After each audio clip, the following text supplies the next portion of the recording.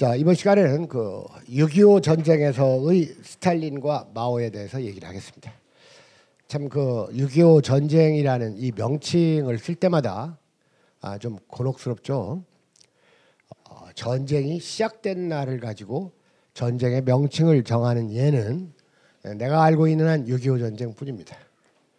그러니까 벌써 그 6.25를 강조하는 것이 북측의 그 남침을 강조하려는 의도하고도 깊은 관련이 있어요. 그렇다고 해서 또 이걸 그 중국이나 그 조선에서 얘기하는 식으로 조선 전쟁이라고 하기도 좀 그래요. 그러니까 이제 외국에서는 이걸 그냥 코리안 와라고 하잖아요. 그러니까 코리안 와를 번역을 하면 코리안을 번역이 어렵다 그겁니다. 이걸 한국 전쟁이라고 이 진보학계에서는 명칭을 하는데 그게 세련된 명칭인 줄 아는데 아닙니다. 그건 편파적인 명칭입니다. 코리안 하면 이게 한국만을 의미하지를 않지 않습니까? 그러니까 그냥 영어로 이 코리아 전쟁 이렇게 또 할 수밖에 없는데 우리가 또 영어를 쓰기는 또 좀 어려움이 좀 따릅니다.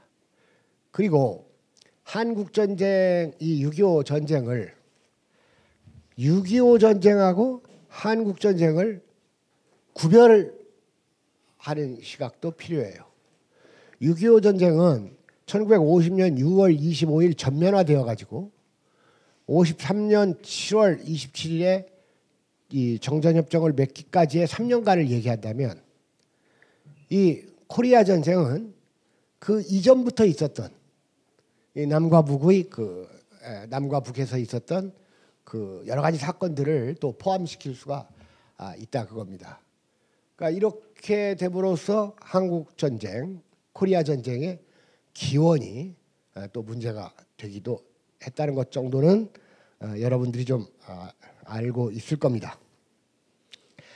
이 시간에는 그 6.25 전쟁 당시에 이 소련의 지도자였던 스탈린 그리고 중국의 지도자였던 마오쩌둥이 이 6.25 전쟁에 대해서 어떻게 임했는지 이걸 좀 알 필요가 있습니다. 김일성이 동북에서 동북항일연구의 그 기구를 통해서 유격 활동을 활발히 하다가 이제 철수를 하죠. 러시아령으로 철수를 하는데 물론 철수를 하고 나서도 또 이렇게 틈난 대로 와가지고 그 유격 활동을 또 했어요. 하고 들어가고 그때 철수를 하지 않고 끝까지 남아서 투쟁을 했던 분이 허영식 선생입니다. 허영식 선생 아시죠? 네. 그 허영식 선생도 허위 선생의 후손이에요. 허위 선생이 누굽니까? 조선에서 사대부 아닙니까? 그래서 소련령으로 철수를 했고 그때의 국력은 소련이 중국보다 압도적으로 강했기 때문에 이 우리가 북조선이라고 얘기하는 이 조선이 건국하게 되는 과정에서부터 6.25까지 이 소련의 그 좋게 말하면 소련의 그 권유를 많이 받아들였고 소련의 영향력이 지대하게 미쳤던 건 틀림없는 사실이에요. 그러니까 6.25 전쟁 때만 하더라도 김일성과 스탈린 초상화를 같이 이렇게 두 개를 같이 올려 달고 이 트럭이 행진하고 그랬었어요. 그렇게 영향력이 컸어요. 그러니까 이 6.25 전쟁이 개전되는 데는 소련과 밀접한 그 상의를 했고 중국한테는 동의를 얻는 정도로 했는데 그걸 마오가 보기에는 불만일 수도 있어요. 왜냐? 실제로 그 전쟁에 참여한 많은 병력이 조선의용군을 포함해가지고 동북항일연군 그리고 조선민주연군에서 중국에서 이 국공내전을 치렀던 병사들이 대거 참전을 했거든요. 그러니까 이 병력 뭐 지원이라고 할 수는 없어도 어쨌든 그 사람들의 국적이 중국이에요. 그러니까 대규모로 병력 지원도 했지만 이 조선 정부는 소련의 그 입김을 강하게 받았다 그겁니다. 그러니까 중국과는 자세한 그 상세한 논의도 하지 않았어요. 자, 그런데 어쨌든 이 이승만이나 김일성이나 똑같이 폭력적인 방법으로 통일을 해야 된다는 생각은 똑같이 갖고 있었어요. 그리고 이승만도 틈나는 대로 이 북침을 하려고 미국에다가 막 그 요청을 하고 이랬던 기록들이 다 있습니다. 그런데 우리가 이 남측에서만의 시각으로 이 6.25 전쟁을 바라볼 때 이건 사시가 되지 않을 수 없다 그겁니다. 자, 먼저 여러분 교재에 있는 내용을 한번 본 다음에 하도록 하겠습니다. 거기 먼저 여기 있네요. 먼저 스탈린의 말입니다. 김일성의 용감한 모험은 실패했다. 남한에 자신을 지지하는 세력이 많고 군사력도 우세하다고 큰소리쳤다. 특히 이제 남한에 자신을 지지하는 세력이 많다는 것은 누가 한 말입니까? 박헌영이 이 모스크바 방문할 때 김일성하고 같이 갔거든요. 박헌영이 이제 한 말이죠.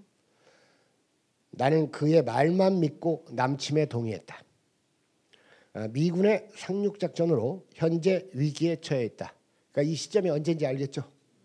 상륙작전이 언제 일어났죠? 50년 9월 15일이죠. 그리고 9월 28일 날 서울이 탈환됐지 않습니까? 현재 위기에 처해 있다. 우리는 조선에서 병력을 철수한다고 이미 발표해 버렸다. 전쟁터에서 미군과 충돌하는 것이 불가능하다. 대신 공군력을 동원해 엄호하겠다. 공군력을 동원해 엄호하겠다라고 해놓고 흉내만 냈죠. 이 비행기 띄워가지고 그것도 이 조선 군복 입혀가지고 비행기 띄워가지고 전투는 하지 않고 그냥 저 압록강 그쪽에서 왔다 갔다 하고 신용만 냈습니다.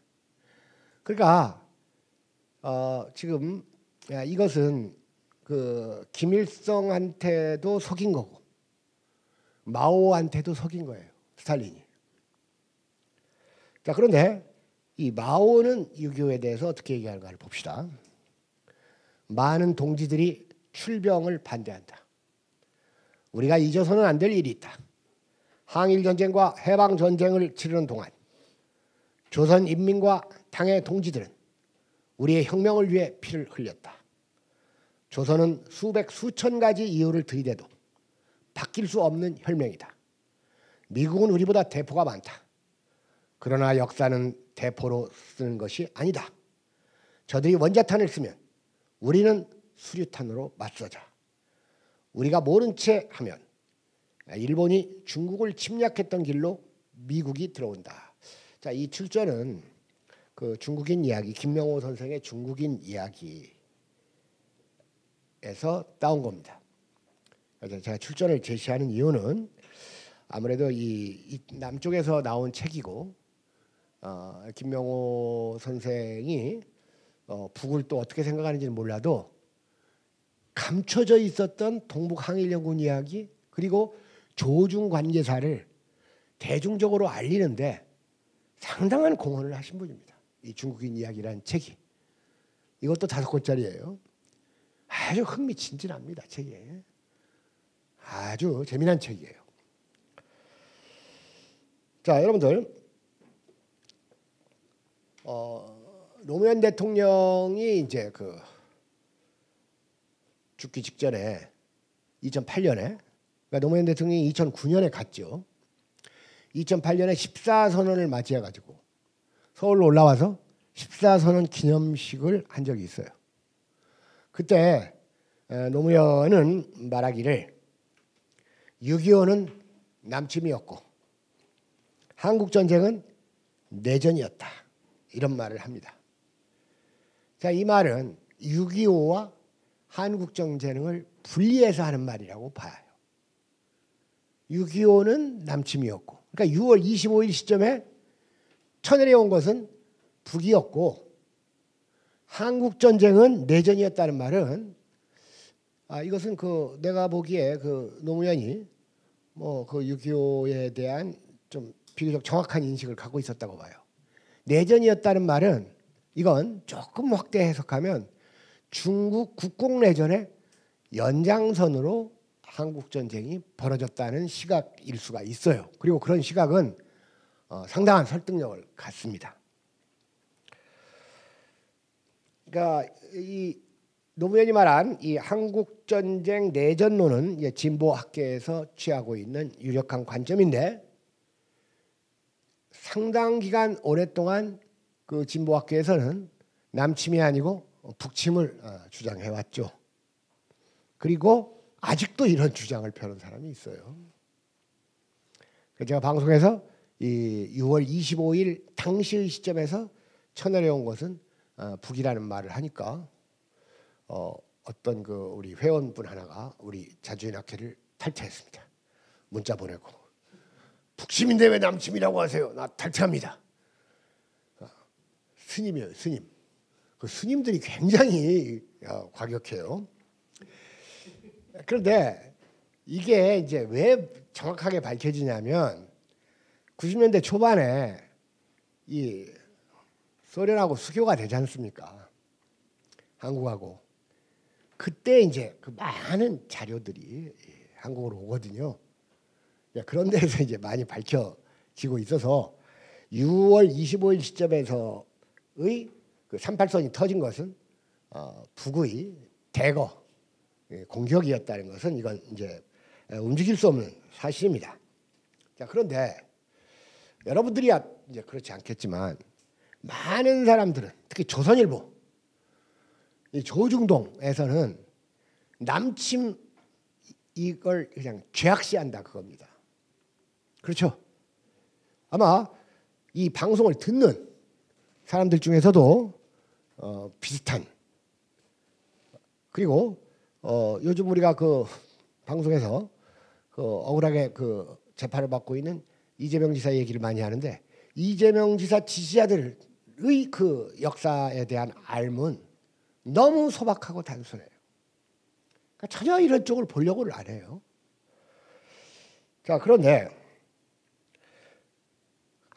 상당히 오랫동안 우리는 김일성을 꺼려했고 있는 그대로 말해오지 않았다 그겁니다. 뭐 최근에는 이제 많이 드러났지만 그러니까 멀쩡한 사람들도 그래요. 그러니까 제가 예전에 어느 여행단을 인솔해가지고 그런 강의를 했더니 실컷 강의 다 듣고 난 사람이 직업도 멀쩡한 사람이에요. 실컷 강의 다 듣고 나서 나한테 와서 하는 말이 그러면 김일성 가짜설이 거짓말이라는 겁니까? 나한테 이제 따지는 거예요. 그러니까 심지어 김일성 가짜설까지 나돌았었잖아요. 옛날에는. 그리고 사실은 이렇게 모르는 사람들은 제대로 배우면 금방 알게 돼요. 문제는 사이비들한테 있어요. 역사에서는. 사이비 지식인들. 그래서 어설프게 아는 지식인들. 한쪽만을 아는 지식인들한테 있다 그겁니다. 그래서 평소에는 멀쩡하던 이 작가나 학자들이 페이스북 같은 데다 갑자기 김일성하고 박정희 동상을 딱 놓고 둘 다 똑같이 이제 나쁜 놈으로 이제 얘기를 하는 그런 포스팅을 하는 거 봤죠, 여러분들? 그리고 이런 시각을 유지하고 있는 분 가운데서 상당히 아까운 분이 최상천 선생이에요. 네. 최상천 선생의 그 대북 인식은 이 소년 누구죠? 나는 뭐가 싫어요 했던 비슷한 수준입니다. 그러니까 참 그런 것들이 저는 안타까워요. 자, 6.25 남침을 비난할 수는 있어요.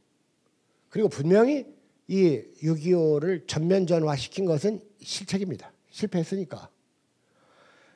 그러나 이 6.25 전면전의 전후의 인과적 팩트는 알고 비판을 하든지 옹호를 하든지 해야 돼요.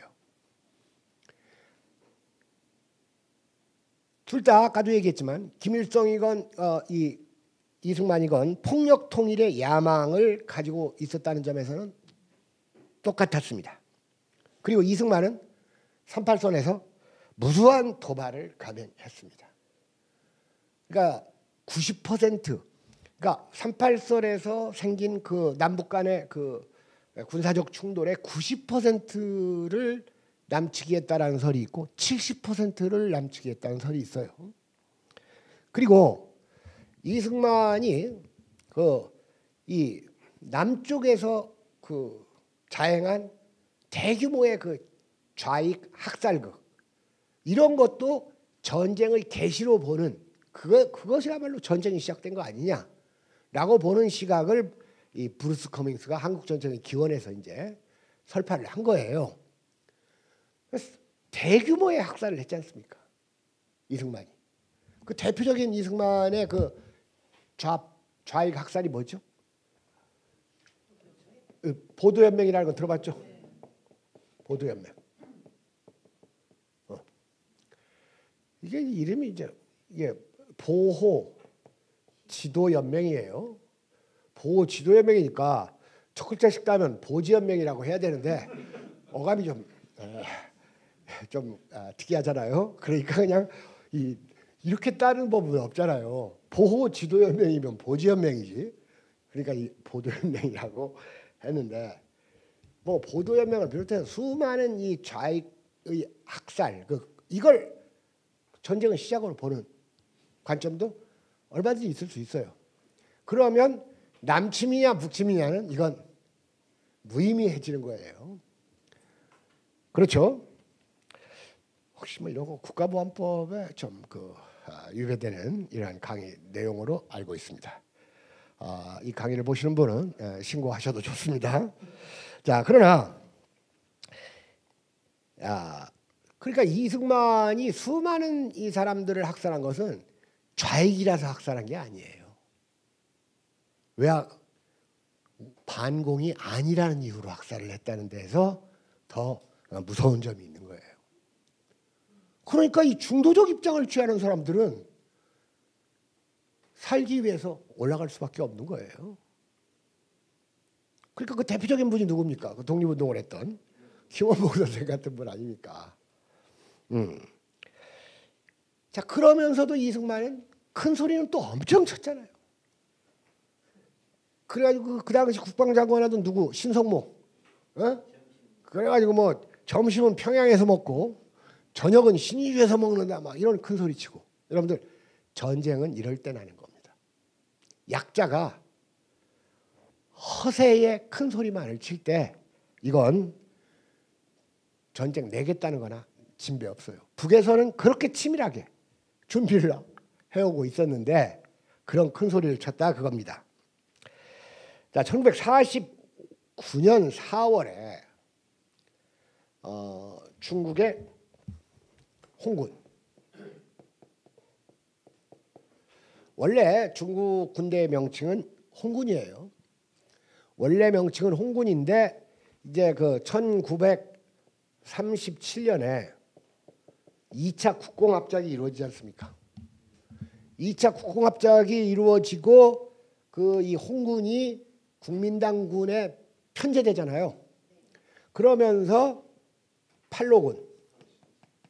팔로군과 신사군으로 나눠지잖아요.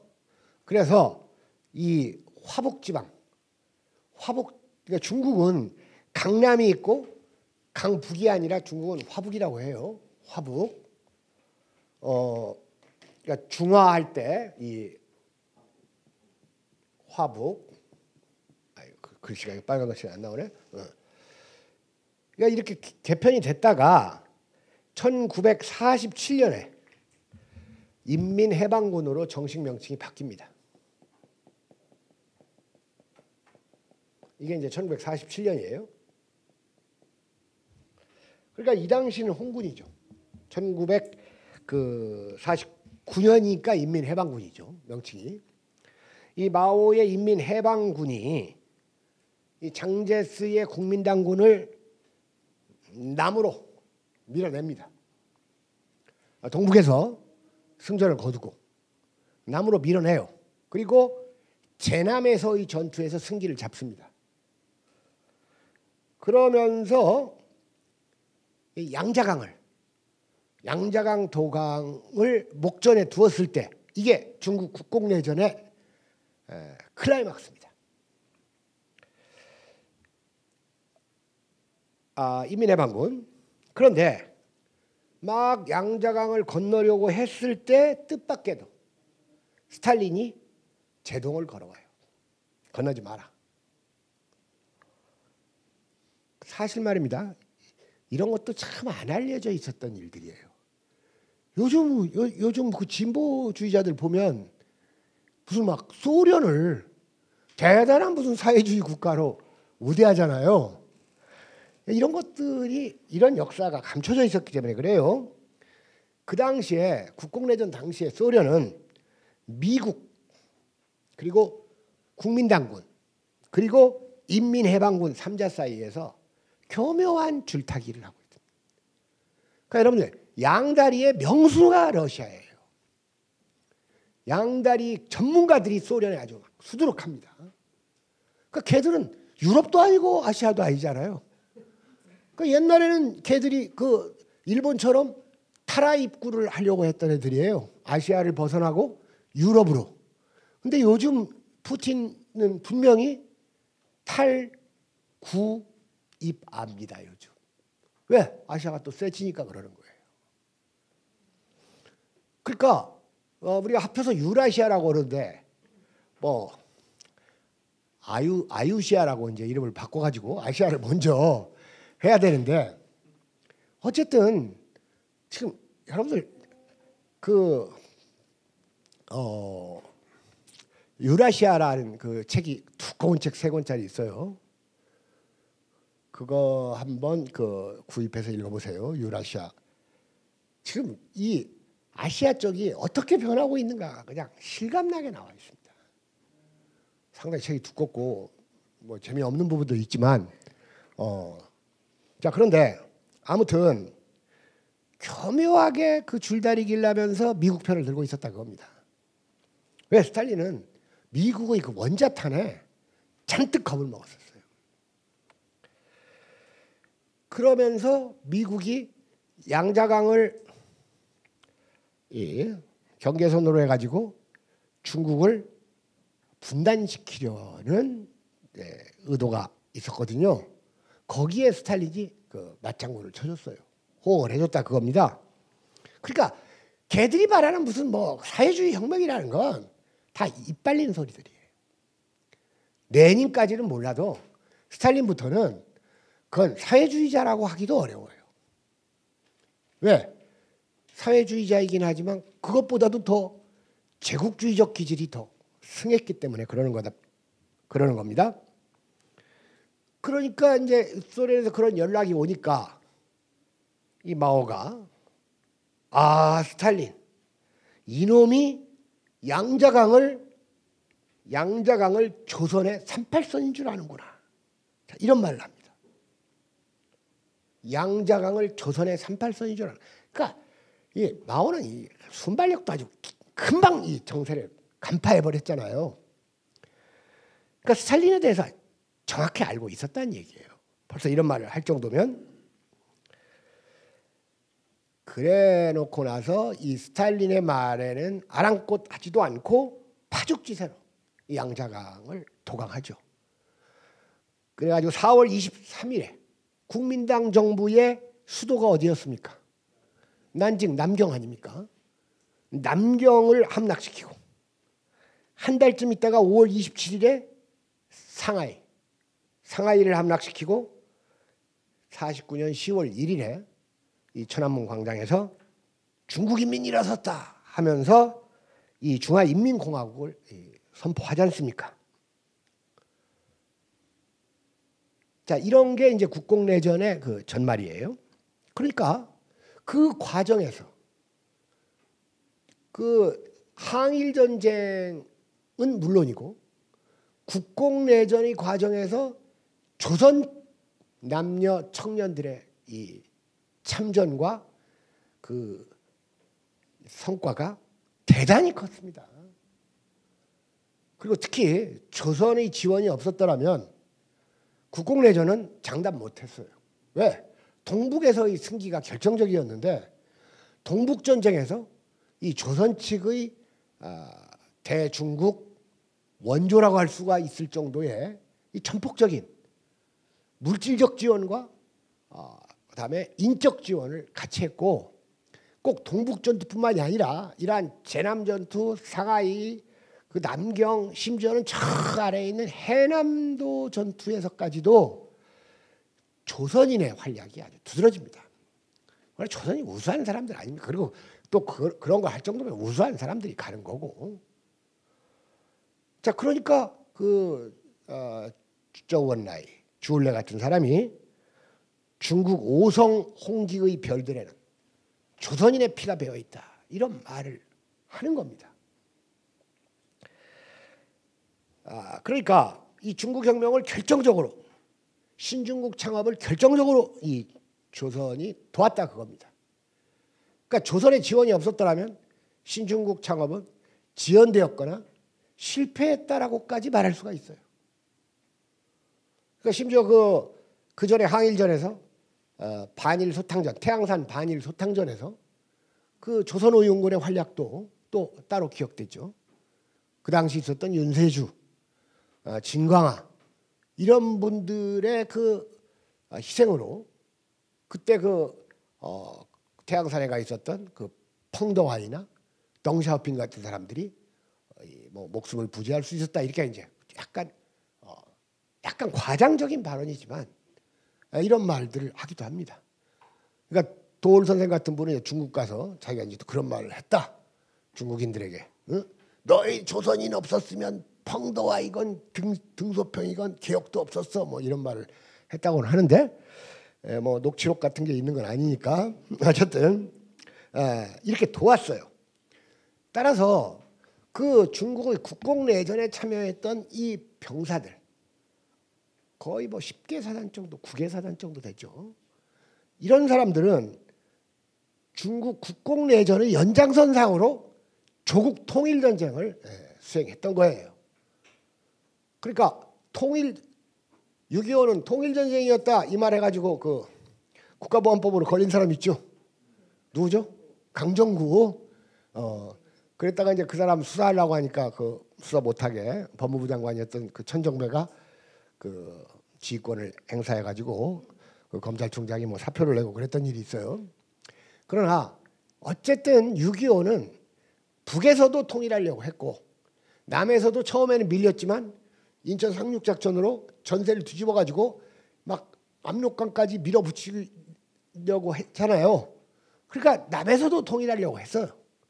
그러니까 북에서 보건 남에서 보건 어쨌든 6.25는 조국 통일전쟁이었다라고 규정을 하는 게 이게 학술적인 규정입니다. 누가 주도해서 통일을 하느냐 이것만 달랐죠. 자, 그런데 스탈린은 김일성이 6.25 전쟁에서 실패한 이유를 미군의 개입으로 들었어요. 왜냐?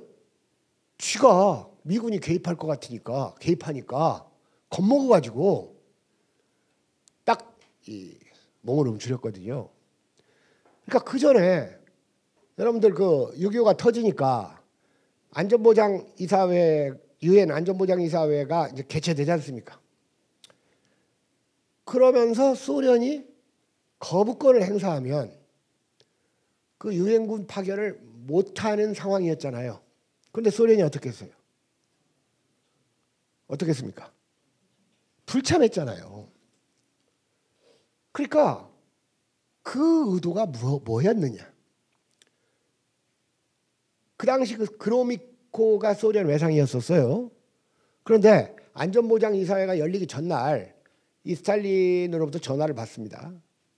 전화를 받고 내일 어떻게 할 거요? 물어보니까 가서 거부권을 행사할 겁니다라고 답변하니까 스탈린이 그렇게 하지 않는 것이 좋겠소. 여기까지만 그로미코 회고록에 나와요. 그 이유는 안 나와요. 자, 그렇게 됨으로써 유엔군이 결국은 이제 미군인데, 물론 유엔군이라는 이름으로 15개국 이상이 참전을 하잖아요. 그죠? 미국, 영국, 오스트레일리아, 캐나다, 뉴질랜드, 타이, 벨기에, 콜롬비아, 그리스, 네덜란드, 터키, 프랑스, 필리핀, 룩셈부르크, 그다음에 이디오피아, 남아프리카 공화국, 이런 나라들이에요. 그런데 어쨌든 그렇게 됨으로써 미군이 참전을 했다 그겁니다. 그러면서 스탈린은 마오는 조선을 적극 도울 걸로 또 예상을 했던 거예요. 그러면 이런 결과가 빚어졌을 때 스탈린이 노렸던 것은 뭐냐? 미국과 중국을 싸움 붙이려는 의도였었다. 이런 추론이 얼마든지 가능한 거예요. 그리고 여기에 마오는 넘어갔지만 남이 나한테 사기를 치려고 했을 때 거기에 넘어가 주면서 더 크게 이렇게 응징을 해버리는 이런 경우가 있잖아요. 예전에 우리나라 막 부정부패가 심할 때는 전부 막 이게 삥을 뜯었잖아요. 조금만 권력이 있으면. 그래서 제 형이라는 사람이 공군 근무했었는데 이 사람이 공군에서 가장 이렇게 막 실권이 강한 그런 데 소속이에요. 거기 PX에서 비스켓 팔고 아이스크림 팔았는데 어쨌든 소속은 거기에요. 공군 보안대격인 곳에 근무를 했는데 이제 공군 헌병이 있잖아요. 걔들. 그러니까 공군 헌병이 있어가지고 그때 와서 얘기하는데 그 보안대를 이제 그냥 병인 줄 알고 딱 이제 이렇게 두발불량 이런 거를 이제 잡는데요. 휴가 나온. 그러면 돈을 주지 않습니까? 그때 돈을 한 5천 원 주면 딱 헌병이 받아. 그랬다가 이제 보안대 요원 쪽 딱 보이면 헌병이 10,000원을 딱 돌려주는 그런 일들이 비일비재했었어요.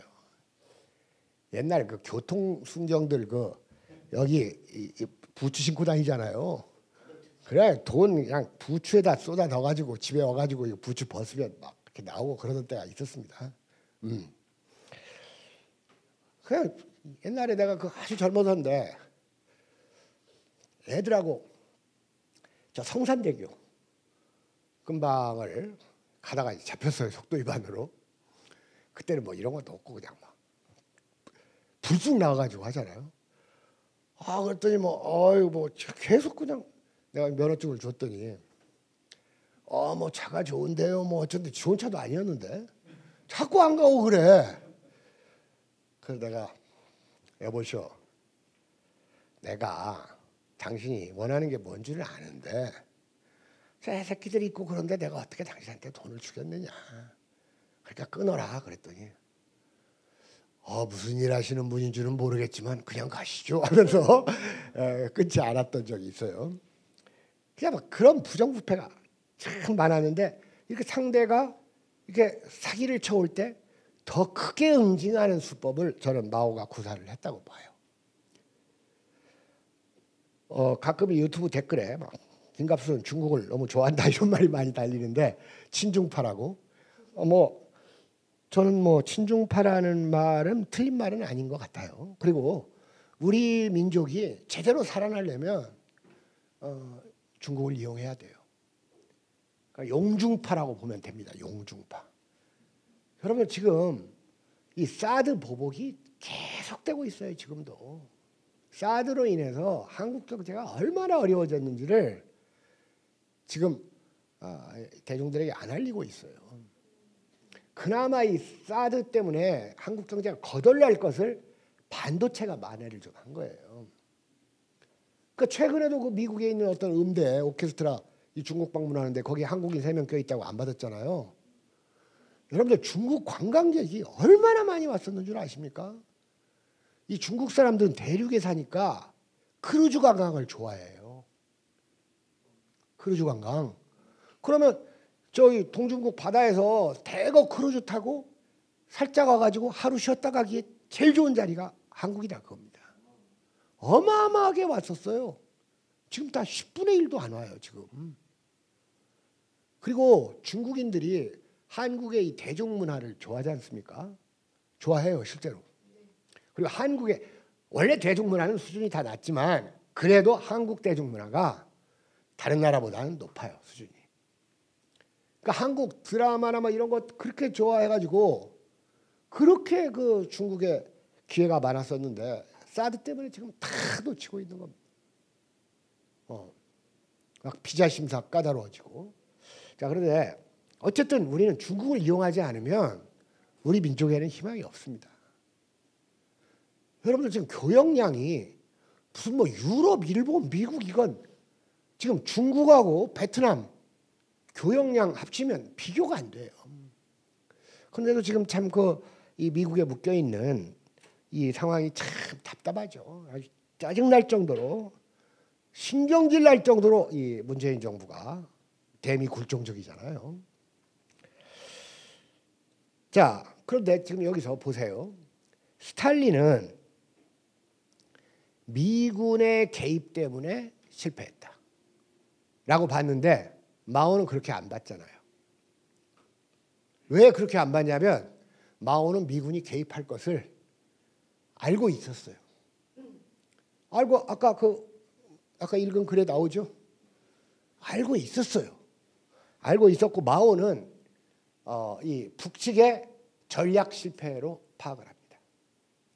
그리고 이러한 북측의 전략은 소련 군사 고문단의 지휘를 받았기 때문에 그랬고 마오는 여러 경로를 통해서 김일성에게 남침의 속도를 조절해야 된다는 충고를 많이 했습니다. 자, 그래서 거기 교재를 보세요. 마오의 말. 김일성은 전략과 책략이 틀려먹었다. 성질이 급하다 보니 출병 시기도 잘못 잡았다. 기반이 없는 남쪽으로 더 내려갈까 봐 눈을 붙일 수가 없다. 기반이 없다는 것도 꿰뚫고 있었어요. 마오가. 뭐 박헌영이 뭐 남쪽으로만 가면 그냥 다 봉기해가지고 막 그러다고 뻥치고 있었는데 기반이 없으면 이건 보급이 문제가 생기는 거예요. 인천 쪽은 미군이 완전히 철수하지 않았다. 제주도도 마찬가지다. 미군이 서쪽으로 상륙하면 조선군은 허리가 잘린다. 그러면 아주 위험해진다. 이 얼마나 정확한 그 전황 파악입니까? 인천 상륙작전 전에 이런 예상을 하지 않습니까? 자, 이렇게 달랐던 거예요. 그러니까 사실 그 6.25 전쟁이 터지고 나서 6월 25일 날 터지고 나서 사실 그 전날 쳐들어온 저 부대도 있어요. 전날 쳐들어오니까 그거 반격해가지고 올라가니까 그 남에서 막 치고 올라갔다 뭐 이런 얘기도 하는 거예요. 자, 그런데 자 어쨌든 지금 이 마오의 그 6.25를 보는 관점과 스탈린의 6.25 관점이 엄청나게 차이가 나죠. 차이가 납니다. 사실 말입니다. 국공내전 때는 그 국민당군의 비행기는 있었지만 소박한 수준의 비행기예요. 와서 그냥 뭐 이렇게 그 재래식 폭탄 떨어뜨리는 것 정도니까 수명 그만인데 6.25 때 나타난 미군 비행기는 이전에 어느 누구도 체험하지 못했던 무서운 화력을 갖고 있었습니다. 그러니까 마오의 아들 안닝이 그 미 폭격기의 네이팜탄에 맞아서 참전한 지 불과 한 달 만에 전사를 하잖아요. 그러니까 여기에 그 공군력에 마오도 놀라지 않을 수가 없었어요. 김일성도 놀랐고.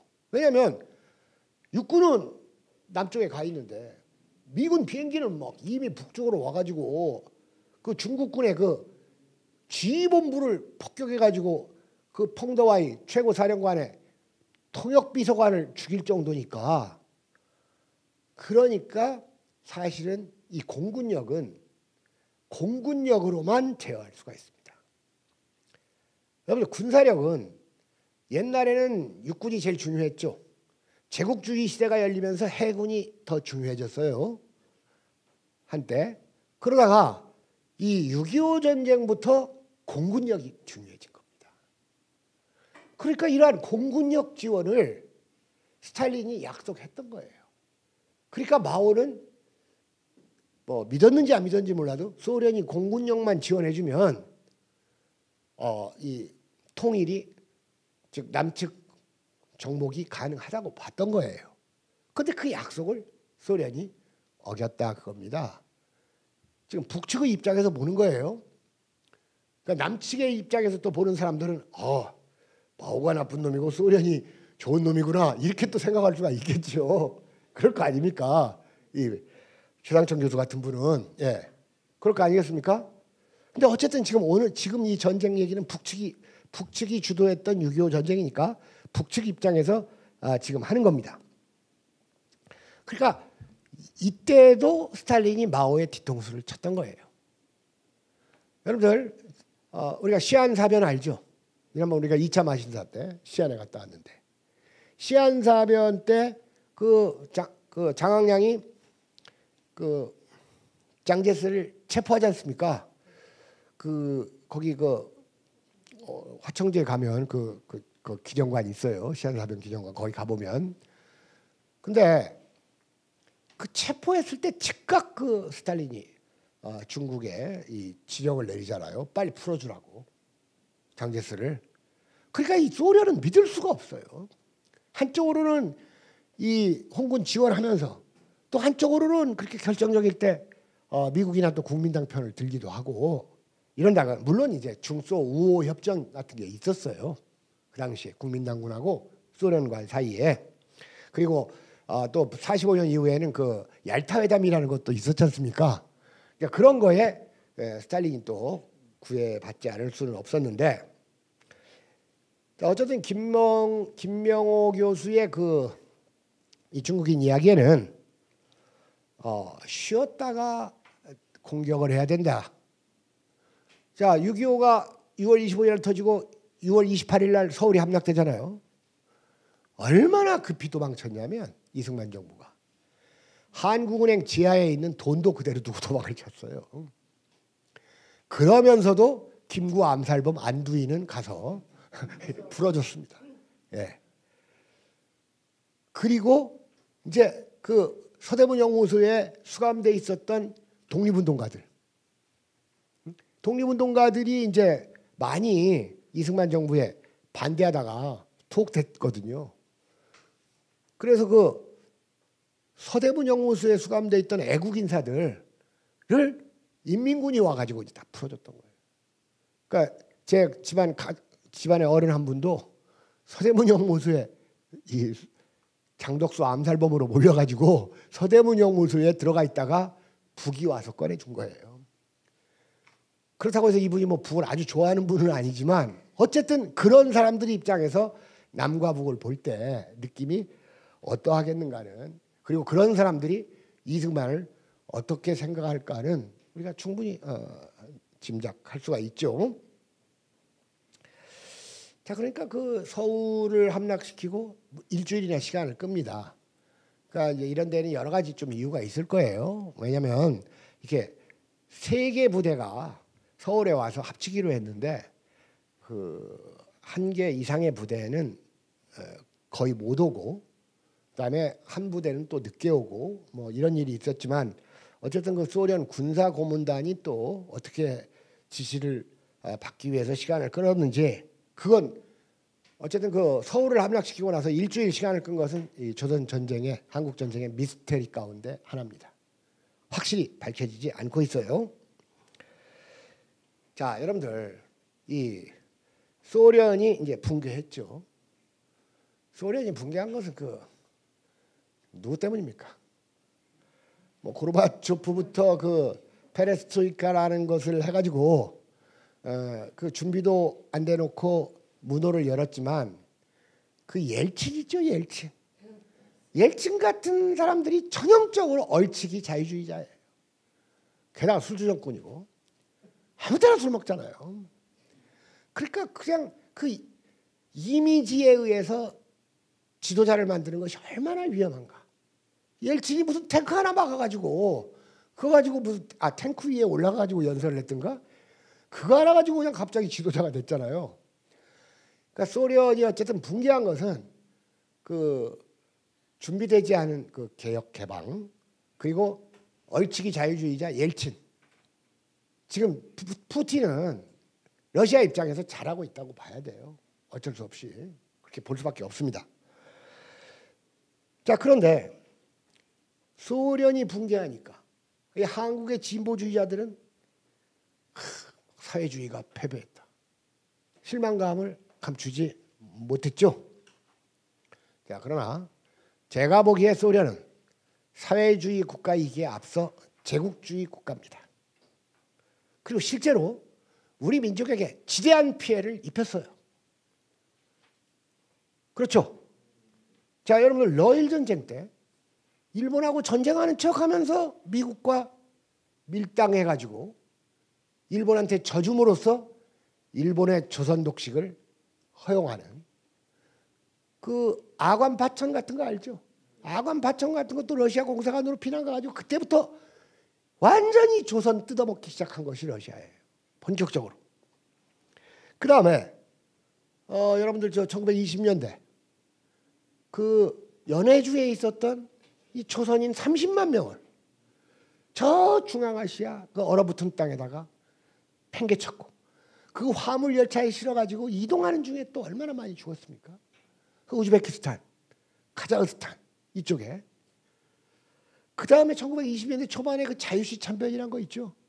조선 독립운동가들을 다 무장해제 시키려다가 말을 안 들으니까 몰살한 것도 소련군 아닙니까? 그리고 아까 얘기했듯이 6.25 직후에 안전보장이사회에 불참함으로써 그 미국의 유엔군 파견을 합법화 시켰죠. 지금은 많이 없어졌습니다만은 이런 역사를 모르는 교조주의 좌파들은 여전히 스탈린을 위대한 인물로 말하고 여전히 소련을 과대평가하는데 저는 그것은 강자 선호의 모양주의 때문이라고 봅니다. 이제 러시아가 약화되니까 소련 칭찬하는 사람들 확실히 줄어들었잖아요. 중국이 이제 강국이 되니까. 근데 좀 중국 좀 칭찬하고 싶은데 아는 게 있어야지 칭찬을 하지. 공부를 한 게 없으니까. 그런 딜레마에 오늘의 진보주의자들이 많이 빠져 있어요. 그러니까 보통 사람들이 빠져 있는 건 괜찮은데 보통 사람들은 근데 안 빠져 있어. 모르니까. 지식인들. 이게 문제라 그겁니다.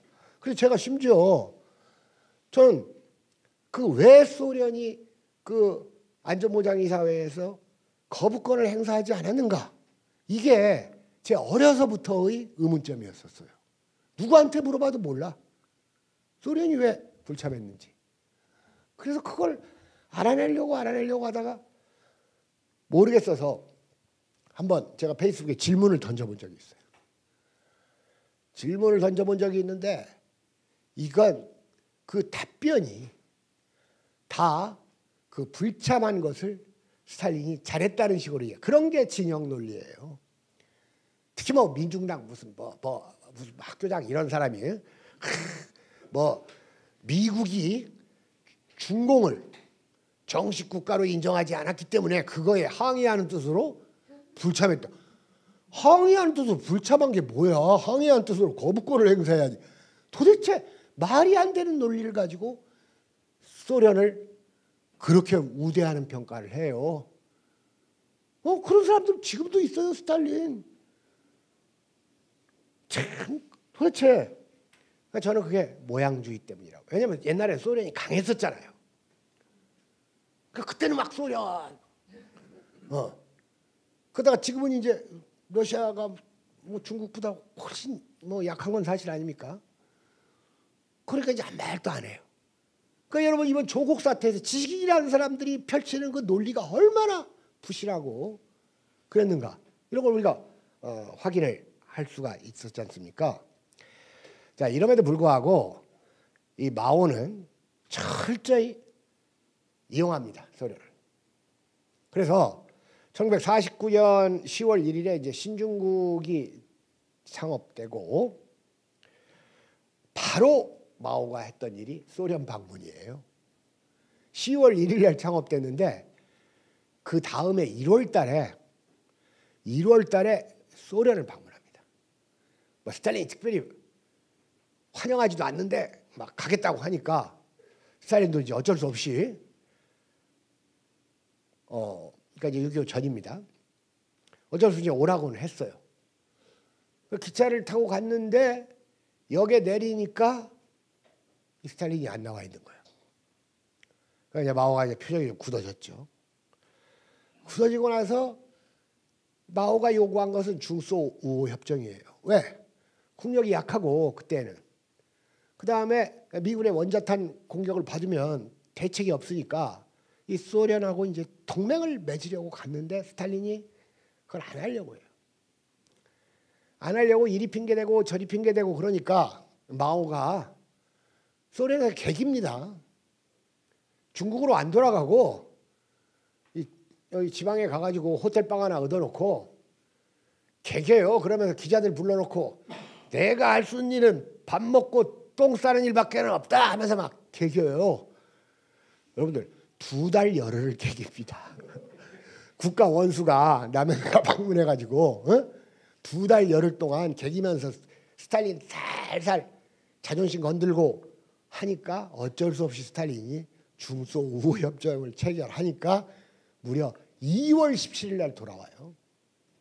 그러니까 2달 넘게 남의 나라에 있다가 그러니까 여기 그 지금 내게 주어진 임무는 3가지밖에 없다.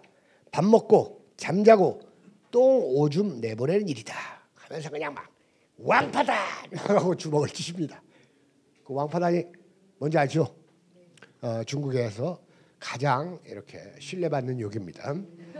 왕파단 해가지고 자라 존만한 새끼 그런 뜻이에요. 그러니까 중국에서 그 욕 가운데 왕파단 그다음에 마라파지라는 욕도 있어요. 그런 욕들이 있는데 자 여러분들 1949년 10월 1일에 신중국이 창업할 때 끝내 소련 대사가 모습을 안 나타냈다는 걸 여러분들이 아셔야 돼요. 그러니까 아주 그냥 우리가 음흉한 북극 고비라는 말을 쓰잖아요. 러시아에다 대고 그게 빈말이 아닙니다. 그리고 그 다음에 이 반공주의자들이 하는 말이지만 속을 알 수 없는 놈을 뭐라고 했죠 옛날에? 녹자로. 크레물린 같은 놈이라고 옛날에 그랬었잖아요. 그게 꼭 틀린 말은 아니에요. 어쨌든 이 김명호 선생이 쓴 중국인 이야기 1권에는 이 마오와 스탈린의 갈등을 얘기하는 쪽수, 페이지 수가 13페이지입니다. 꽤 자세하게 나왔겠죠? 그런데 미국인 그 저술가 솔즈베리, 이 솔즈베리가 쓴 그 새로운 황제들이란 책이 있어요. 그 솔즈베리의 새로운 황제들, 이 새로운 황제들을 보면 무려 46페이지에 걸쳐서 마오와 스탈린의 이 갈등을 다루고 있습니다. 좀 재미나요? 자, 그러니까 이 중국이 소련을 압도하게 되리라는 것을 어느 정도는 스탈린도 예상했다고 봐야 돼요. 그래서 중국이 커지는 것을 싫어했다 그겁니다. 이 사회주의자들이 혁명을 일으키고 국제혁명을 얘기하면서 실제로 사회주의 국가끼리 전쟁이 많았잖아요. 그죠? 중국, 베트남 전쟁했지. 중소도 전쟁했었죠. 중소 전쟁. 그러니까 사실 이 국제혁명이라는 것처럼 신기루 같은 게 없어요. 그거야말로 허황된 겁니다. 어떻게 혁명이 국제적으로 번져요. 말이 안 되는 거예요. 만국의 노동자들이 단결하라? 그것처럼 거짓말이 어디 있어요. 만국의 노동자가 어떻게 단결을 해요? 미국의 노동자하고 조선의 노동자가 단결할 수 있어요? 그거 허황된 논리입니다. 실제로 그걸 믿고 레닌이 유럽에서 혁명을 기대했는데 유럽의 노동자들은 조국의 편에 서서 소련과 전쟁을 했잖아요. 그러니까 그 마르크스가 얘기한 대로 뭐 노동자한테는 조국이 없다. 그런 바보 같은 옛날 말을 지금도 하고 다니는 이 진보정당 그 간부들 보면 정말로 한심하기가 이를 데가 없습니다. 황교안 이상으로 한심해요. 그렇게 봅니다. 그래서 자, 이 마오나 스탈린이나 둘 다 분노를 할 줄 알았던 사람인데 이 마오의 분노는 철저하게 자기 국가를 위해서 이용을 했고 이 스탈린은 아무래도 이 아시아를 깔보고 서구 취향에 좀 모양주의기도 있었고 그런데다가 그 미국에 지나치게 이 위축된 그런 지도자였기 때문에 저는 이 스탈린은 그렇게 평가할 만한 지도자는 못 된다. 이런 생각을 해봅니다. 그래서 이 솔즈베리의 그 새로운 황제들에 보면 이런 문장이 나옵니다. 이것은 삼중의 속임수였다. 분명하고도 명백한 것은 마오가 스탈린의 유혹적인 요구를 받았고 그것을 뛰어넘었다는 사실이다. 이런 진술이 나와요. 그래서 지금 우리가 그 6.25 전쟁에서의 스탈린과 마오는 그 어떤 입장을 취했었는지를 한번 알아봤고 이런 것을 정확하게 아는 일이 우리가 중국과 러시아를 몰라서는 절대로 이 구분을 개척할 수가 없어요. 물론 미국도 잘 알아야 되지만 근데 미국과 관련된 책은 상당히 많이 나왔어요. 최근에. 그중에서는 허황된 책도 있지만 잘 고르면 미국에 대해서 정확하게 알 수가 있습니다. 그래서 우리가 다음 시간에는 미국의 얘기를 좀 하도록 하겠습니다. 쉬었다 가겠습니다. 수고하셨습니다.